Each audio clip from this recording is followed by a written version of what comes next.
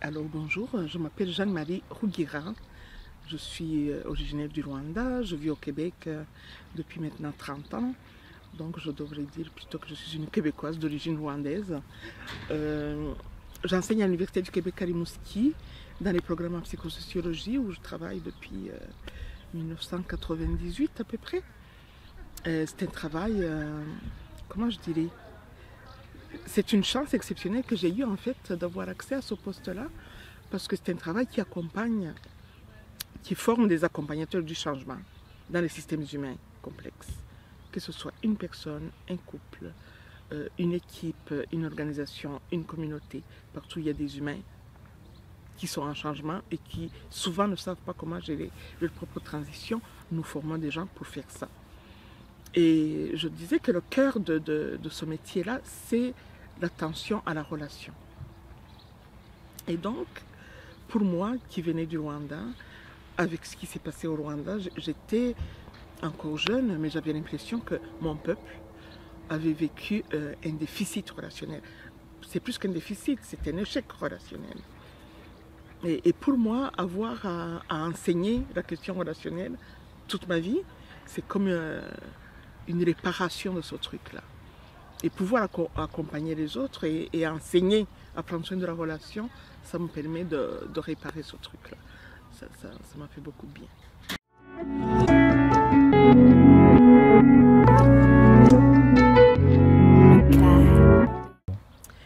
Écoute, j'ai rencontré la méditation pleine présence.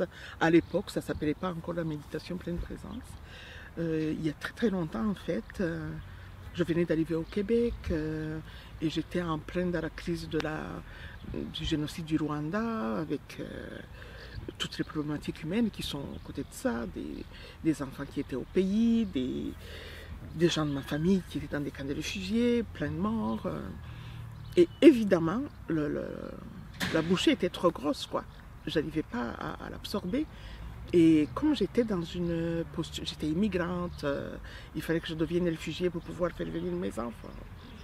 Et j'étais dans une posture très très délicate, quoi. Et à ce moment-là, je ne pouvais même pas être... comment je te dirais ça? Je ne pouvais même pas avoir le luxe de déprimer. Il fallait que je continue, il fallait que j'avance. Et évidemment, comme je ne pouvais pas psychiquement décompenser, j'ai décompensé physiquement. Et tout ce que je n'étais pas capable de gérer de cette histoire est devenu une somatisation corporelle. Et c'est des amis qui m'ont amené à la fasciathérapie. Et j'ai d'abord commencé par la thérapie manuelle. Et j'avais des symptômes épouvantables. Je te passe les détails. Et la rencontre avec la fasciathérapie m'a soignée. Là où la médecine allopathique n'avait pas réussi à me tirer d'affaire. Mais je n'étais pas totalement tirée d'affaire, sauf que ma décompensation a arrêté.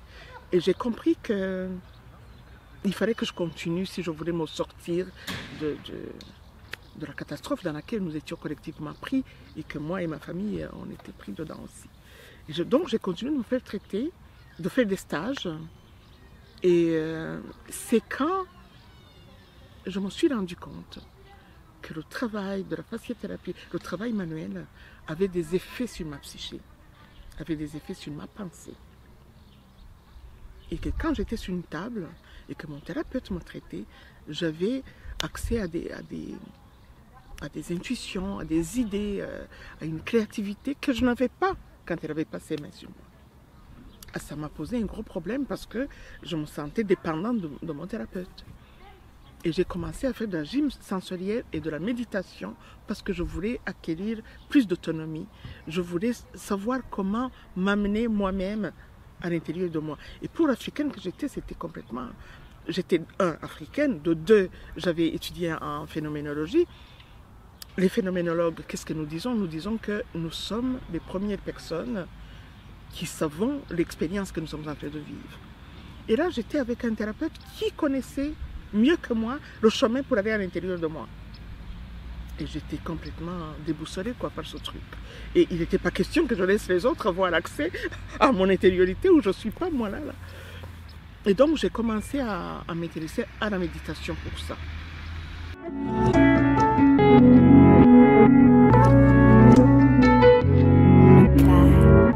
Ça a été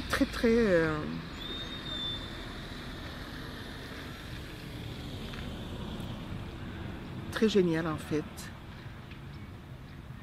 Dans mon histoire de femme africaine, je savais que le corps c'était quelque chose d'important. Je savais que la personne elle est dans son corps. Mais j'avais été colonisée, évangélisée, acculturée et j'avais pas appris que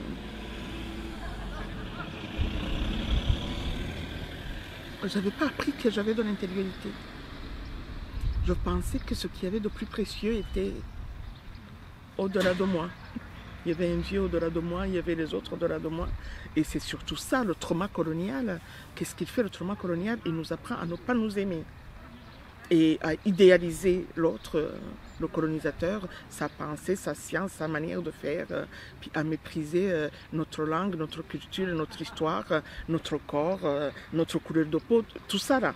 Et c'est en faisant de la méthode d'Anibois que j'ai rencontré la profondeur de ce trauma colonial.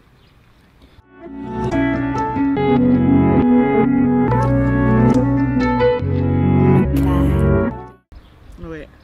Alors, en ce qui concerne le fait que les gens ont des origines culturelles diverses, moi ça ne m'inquiète pas en fait, parce que je me dis que le corps humain a de la mémoire. Des fois, bon, pas des fois, toujours je pense, notre corps en sait beaucoup plus que nous-mêmes. Ce qui fait que la plupart du temps, quand je viens avec une demande. Et comme thérapeute, quand tu touches mon corps ou quand tu me guides dans un travail corporel, je vais rencontrer des choses que je ne savais même pas moi et qui n'étaient même pas dans ma demande. Ce qui est plus préoccupant pour moi, ce n'est pas de connaître toutes les cultures, sinon tous les thérapeutes voudraient, il faudrait que je m'informe sur les Africains, les Indiens, les Chinois, on va pas s'en sortir. Mais par contre, quelle est la sensibilité culturelle que j'ai pour être capable d'écouter mon patient, de cette nouvelle parole qui émerge de son corps, dont probablement moi, comme thérapeute, je n'ai aucune espèce d'idée. Et le problème, pour les accompagnants, pas seulement en thérapie manuelle, c'est que la plupart du temps, on prend notre vision du monde et on veut la prendre pour l'universalité et on veut enfermer les autres dans notre propre vision du monde. Est-ce que comme accompagnant, je peux me laisser bouger par la parole de mon patient? Et est-ce que je peux aussi laisser de la place à ce que je ne connais pas et à la curiosité pour cheminer avec lui, à donner du sens à ce qu'il rencontre dans ce truc-là?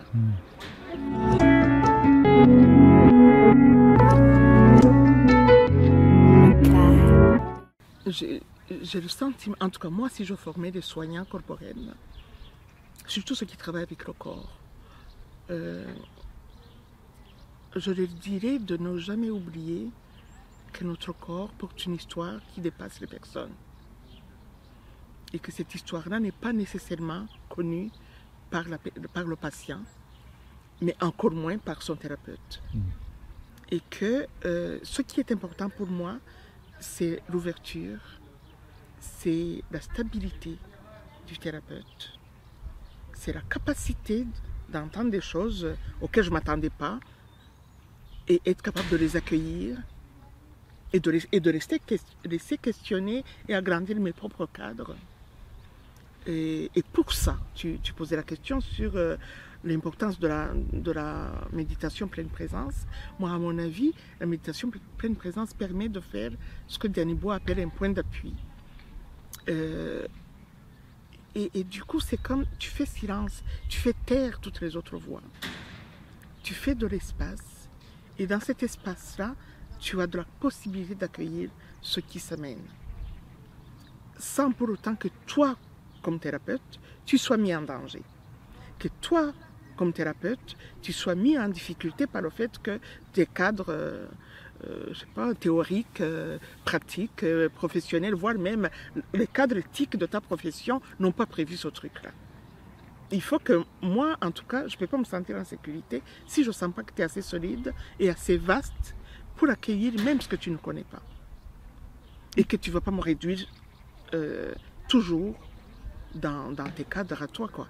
Parce que pour les gens comme nous qui venons des histoires coloniales, ça fait juste un deuxième trauma. Et vivre ça avec un thérapeute, c'est très difficile.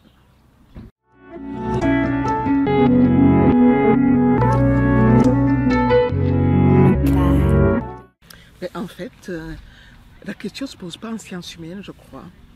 En tout cas, peut-être que chez certaines personnes, ça se pose, mais pour moi, ça ne se pose pas. Et chez nous, ça ne se pose pas. Par exemple, la question, le concept de résonance est un concept sociologique avant d'être un concept de méditation.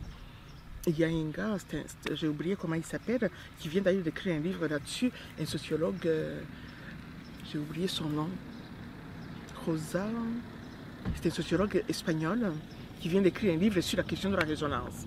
Et en disant comment les difficultés écologiques que nous vivons aujourd'hui sont des conséquences du fait que la personne a été cognitivement enfermée dans sa tête et elle a perdu sa capacité de raisonner avec son environnement. Et c'est pour ça qu'on peut maganer la terre, je parle québécois, qu'on peut détruire la terre comme on fait, quoi. Et donc, l'autre affaire qui m'a beaucoup aidée, moi, comme j'avais appris la philosophie phénoménologique et que je suis dans une discipline qui est centrée sur la personne humaine, centrée sur la relation et centrée sur l'expérience pédagogique, à l'intérieur de la méditation, voire même de la gymnastique sensorielle, ce qui se passe, c'est des protocoles pédagogiques qui permettent de vivre une expérience. Et une fois qu'on a fait vivre une expérience, nous avons des protocoles réflexifs et dialogiques pour essayer de donner du sens à l'expérience vécue.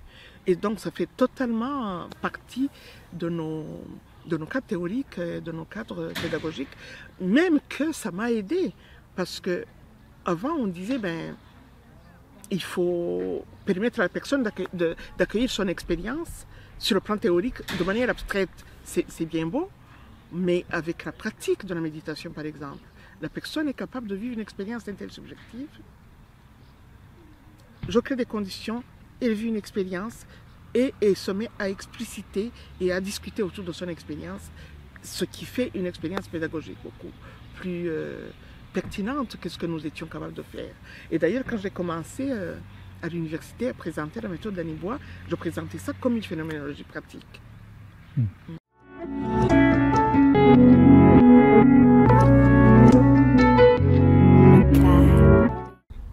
J'ai le sentiment que si j'avais quelque chose à rajouter, dans la méthode d'Anniebois, on apprend à devenir des êtres sensibles, des êtres de résonance. Et j'ai l'impression que c'est cette résonance qui est le socle de la capacité d'accueil que le thérapeute peut offrir à son patient. En tout cas, c'est sur ça que je mise, moi, quand je forme des accompagnants.